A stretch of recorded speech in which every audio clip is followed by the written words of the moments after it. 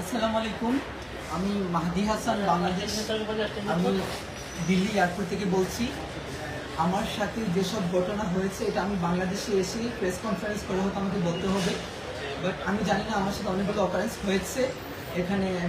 আমাকে প্রায় 40 মিনিটের মতো আমাকে পুলিশ কাস্টডিতে আটকে রাখা হয়েছিল। আমাকে খুবই বাজে আমার সাথে অ্যাপ্রোচ করা হয়েছে এবং তারা আমাকে জেলে দিতে চেয়েছিল। আই ডোন্ট নো আমি কী করেছি। এবং আমি বারবার বলেছিলাম যে if I do any kind of illegal work, আমার দেশের সাথে কন্ট্যাক্ট করেন, এম্বাসির সাথে কথা বলেন, আমার কান্ট্রি গভর্নমেন্টের সাথে কথা বলেন, বাট কেউ কিচ্ছু শোনে নাই। তারা আমার সাথে খুবই বাজে আচরণ করেছে।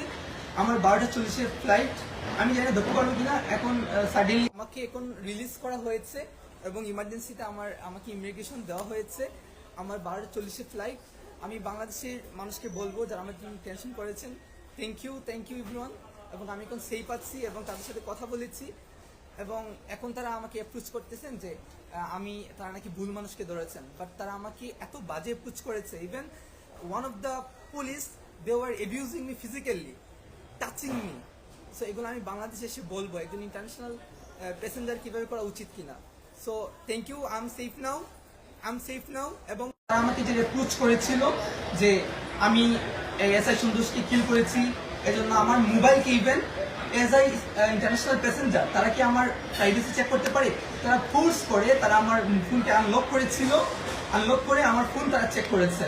And I will take action after coming to my country, ইনশাআল্লাহ। এখন আমি দিল্লি এয়ারপোর্টে আছি। তারা ইমার্জেন্সি হচ্ছে, আমি জানি না কি হয়েছে। হয়তো আমার দেশ আমাকে সহযোগিতা করেছে, আমাকে তারা ইমিগ্রেশন করিয়েছে এবং বলেছে আমার জন্য ফ্লাইট ওয়েট করছে। তো আমি গেলে পর তারা কী করবে। তো থ্যাংক ইউ বাংলাদেশ। এবং আমার এডমিনদেরকে বলবো প্লিজ এটা কি টাউনের প্রয়োজন আমরা রাখি, কারণ আমি জানি না আমার সাথে কি হতে চলেছে। আমার 12:40-এর ফ্লাইট। আল্লাহ হাফেজ। বাংলাদেশে দেখা হবে ঢাকাতে।